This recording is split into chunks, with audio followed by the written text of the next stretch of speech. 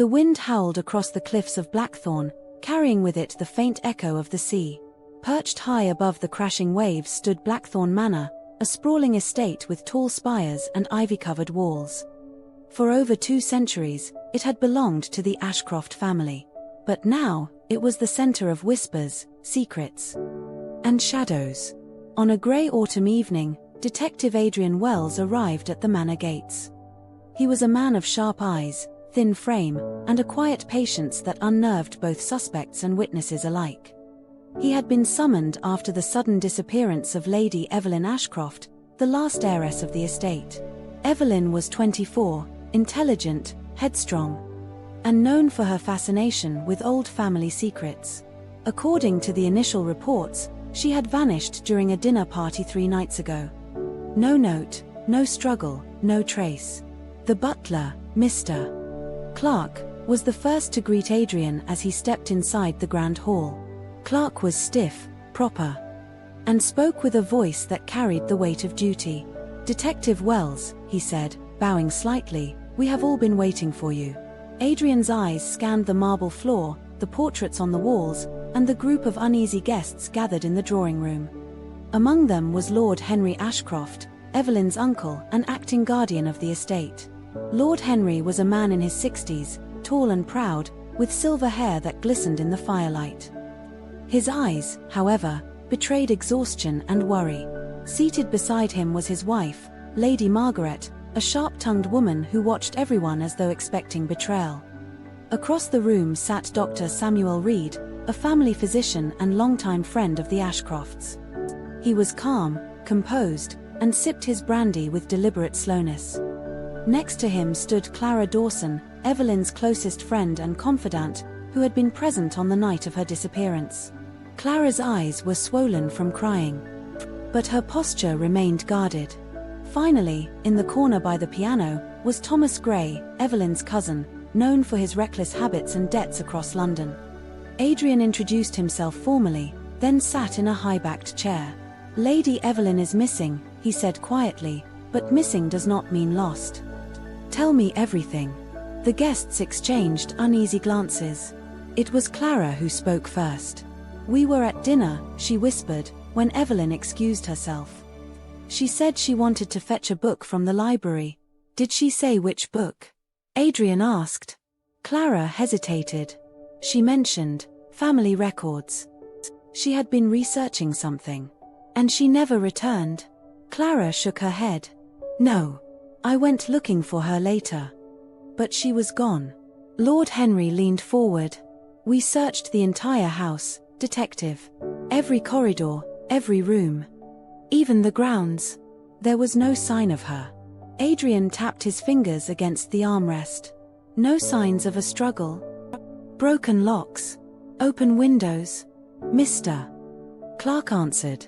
"None, sir. Everything was in perfect order." Adrian's gaze flicked to Thomas. "And you? Did you see her that evening?" Thomas smirked faintly. "I saw her at dinner, yes. But after that? No. Perhaps she simply ran away." Evelyn never liked being tied down. Clara's eyes flashed with anger. She would never abandon Blackthorn Manor without a word. Adrian raised a hand, silencing them. He stood and began pacing the room. "So, Evelyn disappears in a locked house. She was searching family records, and none of you saw her leave. Interesting." Lady Margaret spoke suddenly. "Detective, I must be frank. Evelyn had become obsessed. She believed there were secrets hidden in this house. Nonsense, of course. But it consumed her." Adrian tilted his head. "What sort of secrets?" Margaret pursed her lips. She spoke of a missing inheritance. Documents hidden by her grandfather decades ago. "And did she find anything?" Adrian asked. No one answered. The silence stretched, heavy and suffocating. Adrian finally said, "I'll need to see the library." The library of Blackthorn Manor was vast, with rows of dusty tomes and ladders that reached to the ceiling. The scent of parchment and leather filled the air. Adrian examined the reading desk near the window. A single candle had burned down to a stub, wax pooled around it. On the desk lay an open ledger filled with names, dates, and financial records of the Ashcroft family. Evelyn's delicate handwriting filled the margins with notes and question marks. "She was onto something," Adrian murmured. His eyes caught a slip of parchment wedged between 2 pages. He carefully pulled it free. It was an old letter, yellowed with age. The handwriting was faint but legible. "The truth lies beneath the manor, where the sea meets stone." Adrian frowned. Beneath the manor? He folded the letter and slipped it into his pocket. Just then, Clara appeared at the doorway. "Detective," she whispered, "I need to speak with you." "Alone?" Adrian followed her into the dim hallway. Her hands trembled. "There's something I didn't tell the others," she admitted. "On the night Evelyn disappeared, she gave me this." Clara produced a small silver key on a chain. She said it opened something important. Something that would change everything. Adrian examined the key. It was ornate, old, and engraved with the Ashcroft family crest. "Do you know what it unlocks?" he asked. Clara shook her head. "No. But Evelyn said it was dangerous." Adrian tucked the key away carefully. "Thank you, Miss Dawson. You may have just given me the first real clue." That night, Adrian retired to the guest chambers. But sleep refused to come. The storm outside battered the windows, and the sound of the waves echoed like distant whispers. He lit a lamp and spread Evelyn's notes across the desk. Her scribbles circled certain family names: Henry Ashcroft, Margaret Ashcroft, Thomas Gray. At the bottom of the page she had written, "Who profits if I vanish?" Adrian's brow furrowed. She had suspected foul play even before her disappearance. Suddenly, a floorboard creaked outside his room. He blew out the lamp and waited in the dark. A shadow moved past his door. Slowly, he opened it and stepped into the hallway. The figure was gone. But on the floor lay a folded piece of paper. Adrian bent to pick it up. The note read, "Leave Blackthorn before it's too late." Adrian's lips tightened. He had been warned. But he was far from leaving. The next morning, Adrian gathered everyone in the dining hall. "Someone left me a warning," he announced. Gasps echoed across the table. Lord Henry scowled. "This is outrageous. Which of you is attempting to frighten our detective?" No one spoke. Adrian continued, "Lady Evelyn's notes suggest she believed her life was in danger. I intend to find out why." His eyes swept over the group. Clara looked nervous, Thomas bored, Margaret defensive, and Samuel unreadable. Adrian leaned forward. "Tell me, Dr. Reed, where were you when Evelyn vanished?" Samuel adjusted his spectacles. "In my chambers, reading. I heard nothing unusual." "And you, Thomas?" Thomas shrugged. "In the billiard room. Alone. No witnesses, I'm afraid." "Lady Margaret?" "With my husband, of course. We retired early." Adrian noted her stiff tone. "Interesting," he said softly. "Because Evelyn's notes suggest one of you has the most to gain from her absence." The room grew tense. "Who profits, indeed?" Adrian whispered. That evening, Adrian decided to explore the manor's lower levels. Clark, the butler, guided him to the old wine cellar. The air was damp and cold, the walls slick with moss. "Few come down here anymore," Clark said. Adrian's lantern illuminated a heavy iron door at the far end. A keyhole glinted in the metal. Adrian reached into his pocket and produced the silver key Clara had given him. It fit perfectly. With a grinding groan, the door swung open. Beyond was a narrow stone staircase leading down into darkness. Clark hesitated. "Sir, I did not know this passage existed." Adrian raised his lantern and descended. The steps wound deep beneath the manor, until the roar of the sea grew deafening. Finally, he reached a cavern. Water dripped from the ceiling, and jagged rocks lined the walls. In the center lay an old wooden chest. Adrian approached cautiously and opened it. Inside were bundles of documents, sealed letters, and a leather-bound journal. The journal bore the name, Edward Ashcroft. Edward had been Evelyn's grandfather, a man rumored to be both brilliant and ruthless. Adrian flipped through the pages. They spoke of hidden wealth, betrayal, and a terrible secret that must never be revealed. One line stood out: if they discover the truth, the family will destroy itself. Adrian snapped the book shut. This was what Evelyn had been searching for, and it might have cost her life. Back in his chambers, Adrian studied the documents late into the night.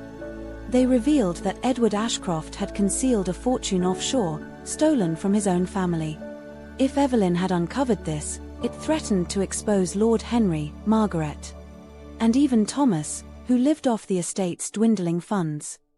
Adrian realized with chilling clarity, one of them had a motive to silence her. But which one? A sudden knock startled him. Clara entered, pale and trembling. "Detective, I can't stay silent any longer," she whispered. "Go on," Adrian urged. "I saw someone near the library the night Evelyn vanished." "Who?" Clara hesitated. "It was Lady Margaret." Adrian's eyes narrowed. "Why didn't you say this before?" "I was afraid," Clara admitted. "Margaret has a temper, and Henry trusts her completely." Adrian considered this. Lady Margaret near the library at the crucial time. It was damning. But was it enough? The next morning, Adrian confronted Lady Margaret in the garden. She was pruning roses, her hand steady despite the thorns. "Lady Margaret," Adrian began, "were you near the library 3 nights ago?" She froze. Then resumed cutting. "Who told you that? Answer the question." She looked him in the eye. "Yes. I was near the library.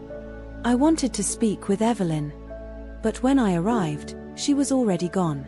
Adrian studied her face for lies. "And why keep this from me?"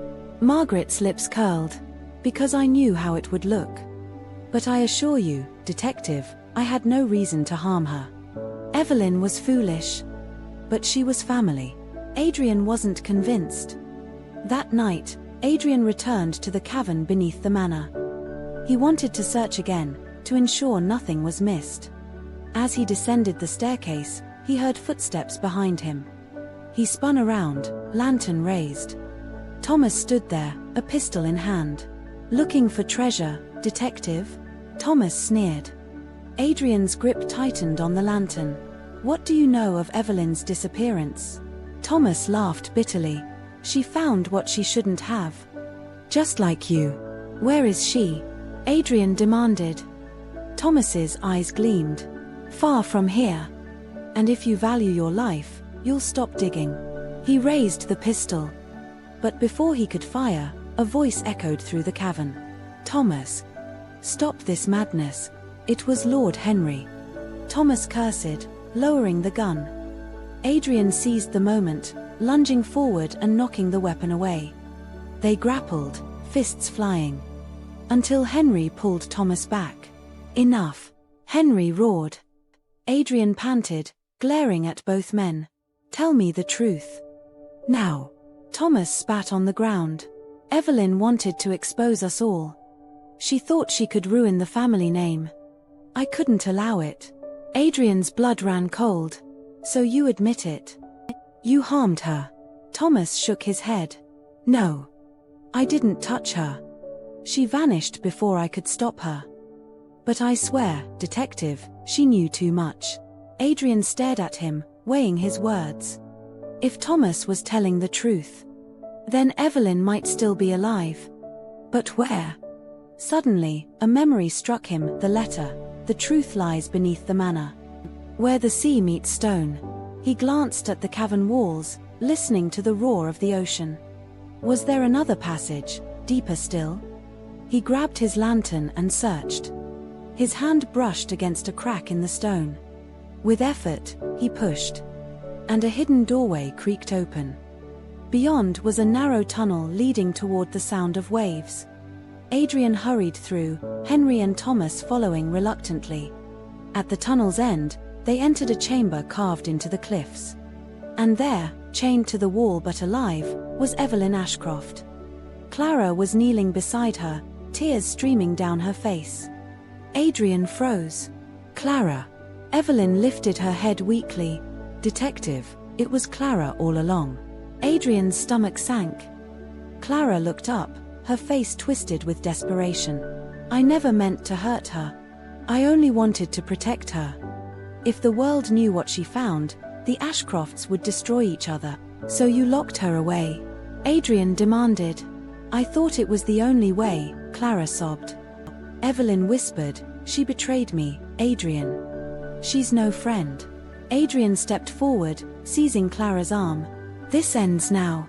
He freed Evelyn from her chains and guided her out of the chamber. Lord Henry followed in silence, shame etched across his face. Thomas muttered curses under his breath. By dawn, Evelyn was safe in her chambers. Though shaken and weak, Clara was taken away, her sobs echoing through the halls. Adrian sat by the fire, exhaustion washing over him. The mystery had been solved. But the scars remained. The Ashcroft family secrets had nearly destroyed them. Evelyn, though betrayed, was stronger than ever. She promised to uncover every last truth hidden in her grandfather's journals. Adrian knew her fight was only beginning. As he prepared to leave Blackthorn Manor, Evelyn stopped him. Thank you, detective, she whispered, for finding me, and for showing me who my true enemies are. Adrian tipped his hat. Be careful, Lady Ashcroft. The past is never buried for long. He stepped out into the dawn light, the manor looming behind him. The waves crashed endlessly below, carrying with them the secrets of Blackthorn. But for now, Evelyn was safe. And the mystery, though solved, would haunt them all forever.